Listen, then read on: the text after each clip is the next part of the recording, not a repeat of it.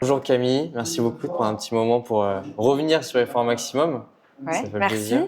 On Merci était à vous. déjà passé sur un épisode. Bon, moi, je n'étais pas présent, mais ça fait plaisir voilà, de se rencontrer, de voir un peu aussi tout le travail qui a été fait depuis. Parce que si on se souvient bien, voilà, on en parlait déjà de ce livre blanc, la féminisation des métiers du sport.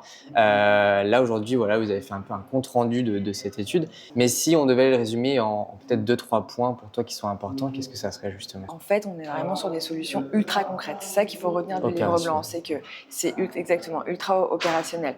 Tu as une partie constat, parce qu'on est obligé d'avoir un constat pour après avoir des solutions et trouver des solutions. Mais l'objectif, c'est vraiment de pointer les solutions qui sont d'ailleurs numérotées tout au long du guide. Si je dois te dire un petit peu les points clés du guide, ça va être 3 grands piliers. Ouais. Le premier pilier, ça va être susciter des vocations chez les femmes. Le deuxième, ça va être repenser les organisations, les institutions pour que celles-ci soient plus inclusives. Et la troisième, ça va être outiller les femmes pendant leur carrière. Dans susciter des vocations, tu vas avoir agir sur l'éducation.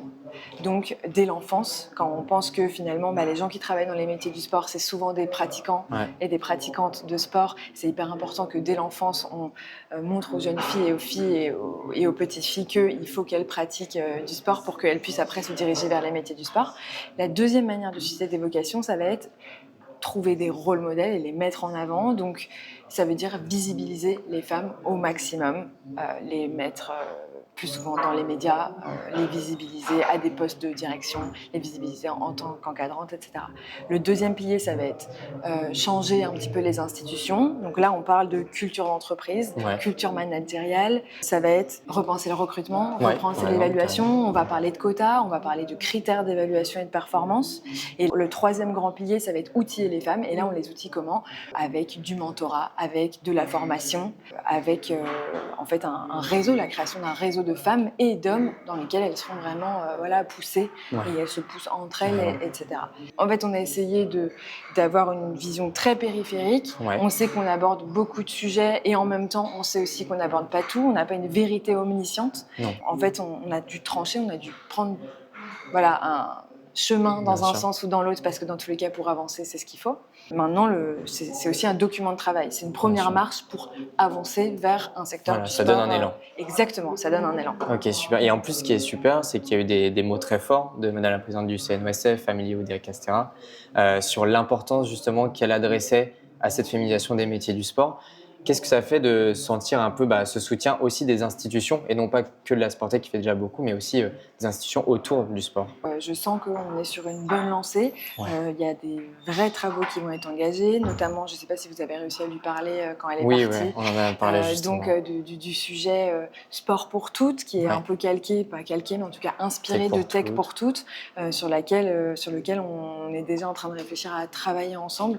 Et ça, c'est génial. D'être soutenu par des institutions et par une institution comme le CNOSF, c'est central pour la Sportec. Bien sûr. Donc, bien sûr, sur ces sujets-là de féminisation, mais globalement, toutes nos actions, c'est vrai qu'on fait en sorte qu'elles soient soutenues par des institutions. Et c'est une vraie reconnaissance de tout le travail qu'on effectue de terrain aussi. Ouais. Et je pense que pour terminer, il y a une chose qui est hyper importante, et tu l'as dit à la fin un peu de ton speech, c'est qu'est-ce qu'on peut faire finalement pour diffuser au maximum ce guide. Justement, qu'est-ce que maintenant, vous, de votre côté, vous attendez justement pour pouvoir diffuser au maximum ce guide? C'est quoi les prochaines étapes maintenant pour rentrer encore plus dans le concret finalement? Alors ça, c'était un peu l'avant-première, la révélation du guide. Et puis demain, il sort officiellement. Donc, on va communiquer dessus sur les réseaux sociaux, avec un QR code, avec un lien, etc. Tout le monde pourra le télécharger. L'idée, c'est à la fois, bien sûr, de donner de la visibilité sur les réseaux à grande échelle. Donc, pour ça, on va essayer de contacter aussi des journalistes, des personnes influentes dans le secteur pour pouvoir en parler, parce que c'est un sujet qui concerne tout le monde. Et puis, parce que c'est un sujet qui concerne tout le monde, au-delà des réseaux sociaux, le lire, bien sûr, en prendre connaissance. Et puis, le partager les solutions qu'on aurait croisées et qu'on dirait « Ah oui, c'est vrai, ça, je peux le faire, je peux agir à mon échelle. » Et en fait, si toutes les personnes qui ont